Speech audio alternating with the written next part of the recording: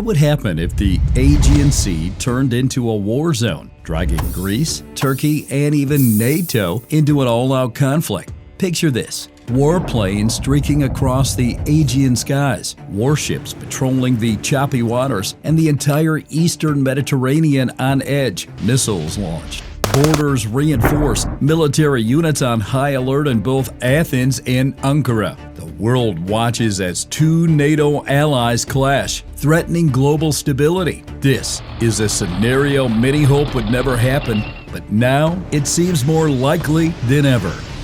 This is exactly what a war between Greece and Turkey could look like. A sudden eruption of long-standing tensions into open warfare, and the consequences would be nothing but catastrophic.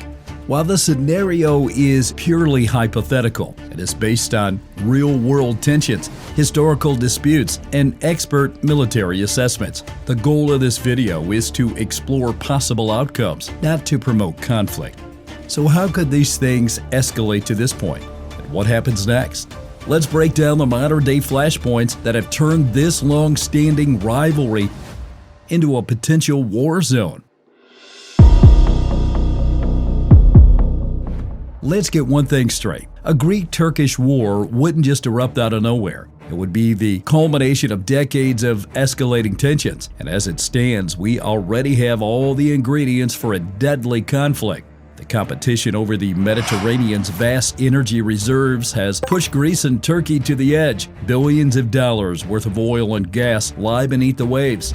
And with resources running out elsewhere, both nations are determined to claim their share. But the problem is that their maritime borders overlap. Greece argues that its islands, including Crete and Rhodes, extends its EEZ, while Turkey insists that its extensive coastline grants it greater rights. The result of this is warships, relentlessly shadowing research vessels, each side daring the other to make the first move. Turkey has been particularly aggressive in asserting its claims, sending research vessels escorted by military ships into disputed waters. This has led to several tense standoffs, with Greek and Turkish warships coming dangerously close to conflict. The European Union and NATO have repeatedly called for restraint and dialogue. How much longer can words keep war at bay? And then there's the ultimate red line. Turkey has declared that if Greece extends its territorial waters from 6 to 12 nautical miles, as it has the legal right to do under international law, it would constitute a casus belli, a cause for war. The Turkish parliament has even made this an official policy. In other words, a single decision in Athens could trigger an all-out conflict. To add more fuel to the fire, Greece has been fortifying its islands, stationing troops and weaponry to counter Turkey's increasingly aggressive rhetoric and military posturing. Greek officials argue that this buildup is purely defensive, pointing to statements like Erdogan's ominous warning. The presence of 40,000 Turkish troops in northern Cyprus, an unresolved consequence of Turkey's 1974 invasion. Turkey has long questioned the territorial agreement set by the Treaty of Lausanne in 1923, with Erdogan even hinting at revising it, raising alarms in Athens. While Turkey claims that Greece's militarization of the Aegean Islands violates international treaties, Greece insists it is a necessary deterrent, given that Turkey maintains the largest amphibious assault force in the region, positioned directly across from these islands. As tensions rise, the military presence in Lesbos, Chios, and Samos, with the deployment of artillery, anti-aircraft systems, and armored units, turning these islands into high-stakes flashpoints in an already volatile region. But the danger isn't just military. It's also political. Nationalism remains a potent force in both Greece and Turkey, deeply rooted in historical grievances. Erdogan frequently invokes Ottoman history and past conflicts in his speeches, while Greek leaders highlight their historical resistance to Turkish expansion. With nationalist sentiments deeply rooted in both nations' identities, the political climate has been increasingly volatile, trapping both sides in a cycle where neither can afford to back down. And now, energy competition is turning this Cold War even hotter. The discovery of significant natural gas resources in the eastern Mediterranean has added a new dimension to the conflict.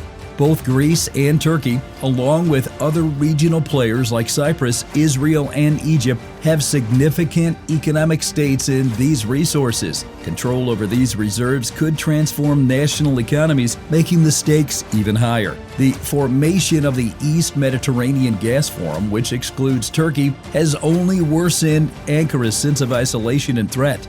One miscalculated move, and each of these conflicts alone could lead to war. And if warfare breaks out, who fires the first shot and what happens in the first 24 hours? Before we dive into the war game scenario, if you're enjoying this deep analysis, consider supporting our channel by hitting like and subscribing. It helps us bring even more content like this. Now, let's continue. Would Turkey attempt to seize a Greek island, akin to Russia's annexation of Crimea? Would Greece launch preemptive strikes to disable Turkish naval bases? Military analysts have already gamed out these scenarios, and the results are nothing short of terrifying. According to modern military doctrine, Greece would likely follow a strategy of denial and counterattack, aiming to hold critical islands and prevent Turkish forces from securing a foothold. Turkey, on the other hand, adheres to its Blue Homeland doctrine, which prioritizes naval expansion and maritime control. Any initial engagement would follow these principles. Within minutes of conflict erupting, Turkish and Greek fighter jets would engage in the largest aerial dogfight in Europe since World War II. Greek and Turkish jets frequently engage in tense encounters over the Aegean, something that has been happening for decades, including the deadly 2006 mid-air collision between Greek and Turkish fighter jets. Greece, equipped with advanced Rafales, F-16 Vipers, and potentially F-35s, would face off against Turkey's numerous but aging fleet, including upgraded F-16s and domestically developed drones. The balance of power would depend on training, coordination, and technological superiority. NATO report suggests that Greece's pilots undergo some of the most intensive air combat training in the world, giving them an edge in one-on-one engagements. However, Turkey's numerical advantage and experience with drone warfare could offset this. The skies above the Aegean would transform into a chaotic battlefield, with pilots locked in deadly combat, missiles streaking across the sky, and ground-based anti-aircraft systems adding to the danger. Turkish and Greek S-300 and S-400 and Hisar A+ missile systems would be activated to intercept incoming threats, further escalating the situation. Meanwhile, naval doctrine suggests that any prolonged conflict would revolve around control of the Aegean Sea and key maritime choke points. Greece has invested in state-of-the-art Belhera frigates and stealthy submarines, which could ambush Turkish vessels and disrupt supply lines. Turkey's naval superiority in numbers would be tested against Greece's submarine warfare expertise, which analysts believe could tip the balance in a prolonged conflict. Turkey's Bayraktar TB2 drones, which have proven devastating in Syria, Libya, and Nagorno-Karabakh, could play a decisive role in the conflict.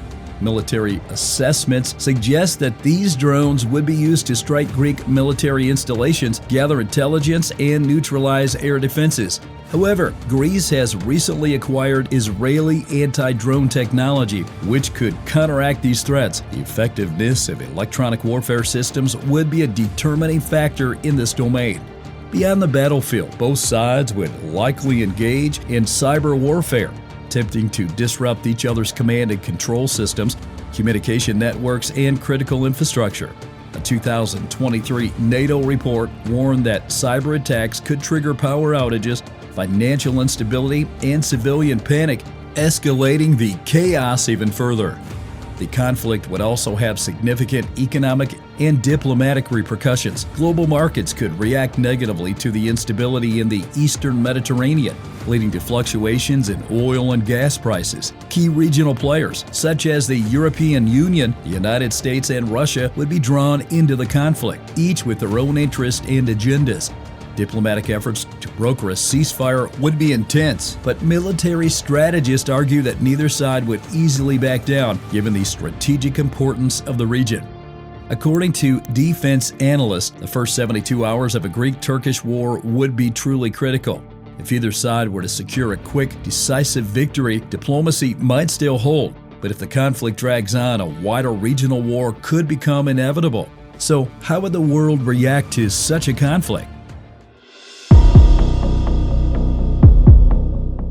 In such warfare, fighter jets streak across the Aegean, warships lock onto targets, and NATO is suddenly staring at its worst nightmare, a war between two of its own members. The United States scrambles to contain the crisis, torn between two strategic allies. Greece, deeply rooted in Western culture and a loyal NATO member, expects full support. But Turkey, controlling the crucial Bosporus Strait and serving as NATO's eastern stronghold, is too valuable to alienate. The U.S. has expanded its military presence in Greece with multiple bases and defense agreements.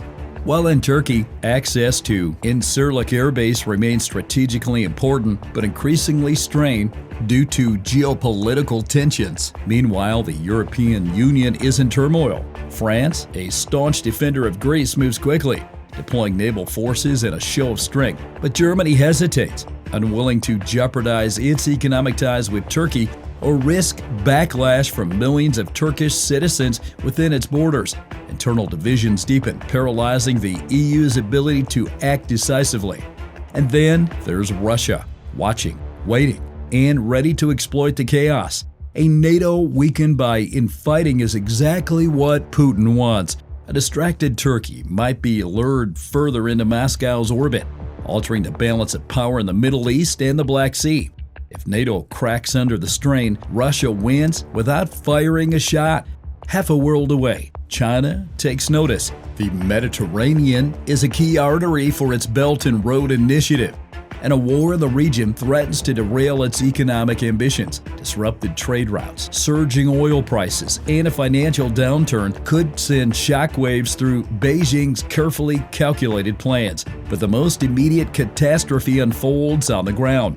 Cities burn, ports shut down, and civilians flee by the millions. A refugee crisis at an unimaginable scale floods Europe's borders. Food and energy supplies are thrown into chaos. Financial markets nosedive, and the euro trembles under the weight of uncertainty. What begins as a regional conflict now threatens to engulf the global economy.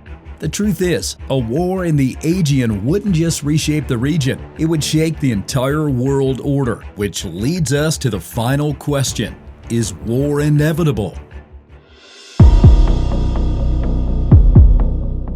Here's the thing. Both Greece and Turkey insist they don't want war, but their actions tell a different story. Military buildups escalate, political rhetoric hardens, and the weight of history looms over every tense negotiation.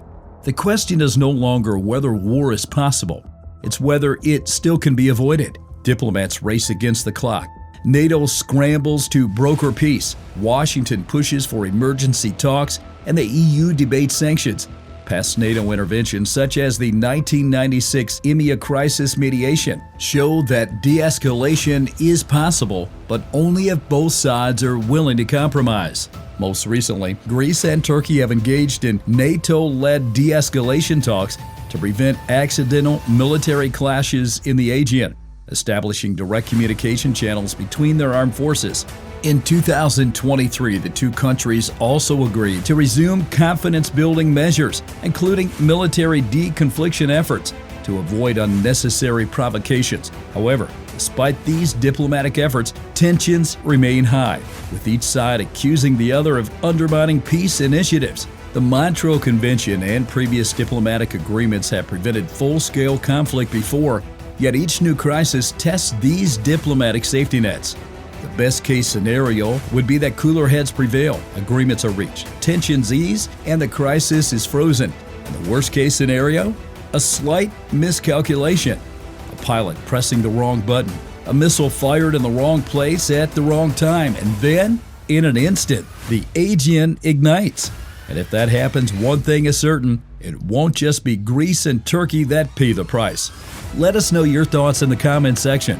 And if you enjoyed this video and want to stay updated on these critical issues, don't forget to like and subscribe to our channel and hit that notification bell so you never miss an update.